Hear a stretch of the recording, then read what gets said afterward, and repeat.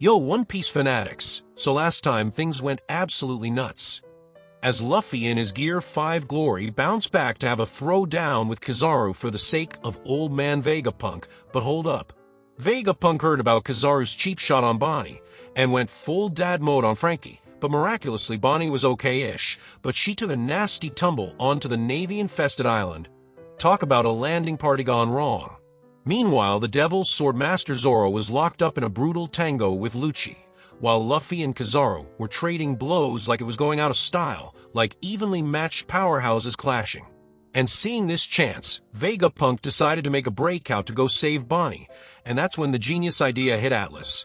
Get those pacifista under their control again, there's Sanji, ever the gentleman hero, and a guilt-ridden Frankie both joined a rescue mission with Old Man Apple, and guess what, they pulled it off. Pacifista control was snatched successfully, but if you thought that was the peak of chaos, you ain't seen nothing yet, because the mega showdown is yet to come, but for now, the Pacifista are all about that hierarchy, and with Vegapunk at number 2, our crew suddenly had a serious muscle upgrade for their rescue operation. Atlas and Sanji started calling out for Bonnie. But Sanji's sharp senses, they went into overdrive. He unlocked some kind of insane damsel-in-distress radar and pinpointed Bonnie's location with it. It was so unscientific, you gotta admit. But the guy's never wrong when a girl's in danger. Sanji wanted to hurry up, but a slow cart was taking time for that, so Sanji jumped out to go on ahead and back on the ground. Bonnie was playing it cool amidst a sea of Navy goons, but then BAM.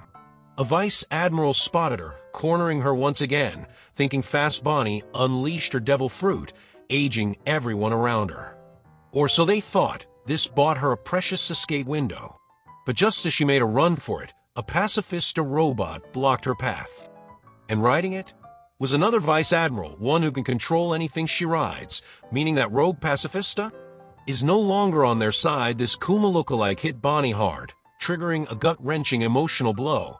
But just when things look dire, Sanji comes to the rescue. He swooped in, saving her neck and delivering the cold truth. That thing isn't your father. Bonnie snapped back. No time for feeling emotional, though. Those vice admirals were closing in, and suddenly reinforcements arrived. More pacifista led by Vegapunk himself, and they made a daring escape, safe for now, right? But back at Punk Records, Robin was being tended to very carefully, but Stussy decided to stay behind, with Ed seemingly knowing exactly what she was planning. Yet reluctantly, he ordered the crew to leave without her, Nami placing her trust in their enigmatic ally left to, but the real bombshell, Saturn is moving. Meanwhile, Zoro was still locked in a fierce battle with Lucci, Azura clashing against Feline Fury. Luffy and Kizaru were in a blur of motion, both neither gaining a clear advantage, and little did they know, a catastrophic force was about to descend upon them. Kizaru tried to dip in, but Luffy, the ever-persistent, wasn't letting his light-speed foe escape. But here's the kicker. Both Zoro and Luffy were reaching their limits. And just then, Saturn decided to crash in on the party. There a dark, ominous energy washed over the island, sending shivers down the spines of even hardened hockey users and animals, since like Chopper and Jim, they knew something truly terrifying was coming. Even the weather started to freak out, and the one-eyed Vice Admiral knew exactly what that meant. Saturn was on the move. Then came the chilling order from Saturn. Pacifista, cease fire. Vegapunk and the others tried to countermand, but it was useless. Only those higher in the hierarchy could override Vegapunk's order. And that's 5 elders. And then, the unthinkable happened. A massive, unholy magic circle erupted, tearing through the eye. That one-eyed Vice Admiral yelled for everyone below Commodore to evacuate, because literally a god of the world government was about to lay waste to the place. Sanji was in utter disbelief. They didn't know about the highest authority and the 5 elders. Then, from the swirling darkness, a monstrous form emerges. It was St. J. Garcia, Saturn himself, and Kizaru saw his chance to strike, but missed again, and Luffy was right there. A rubbery wall of defiance. Even Kizaru could see Luffy was running out of time. And get this, Luffy dodged an attack and something clicked in his mind as his Gear 5 sparks looked insane. That's why Sanji was right that Luffy isn't the sharpest knife in the shed, because if he had used Haki from the start, he would have won.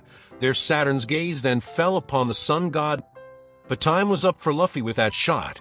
As for our rescue crew, they got away unharmed from that fall, but found themselves face to face with this humongous evil elder and seeing the man responsible for her father's suffering, pure and insane rage made her blind, and she actually picked up that sword and attacked Saturn. Talk about guts to pull that and that's where the episode slams the But next time, prepare for a deep dive into the heartbreaking past of Bonnie and her father Kuma. Trust me, you really don't want to miss that one. So hit the subscribe button and ring the bell to stay tuned for all the One Piece madness. Until then,